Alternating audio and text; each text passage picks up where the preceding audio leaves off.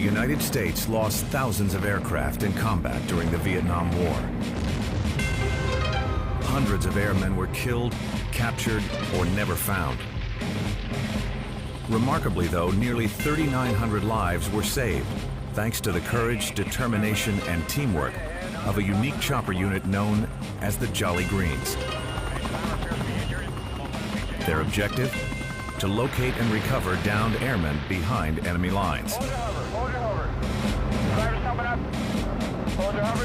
This is the story of their incredible missions. Hold your hover, babe. Hold your hover.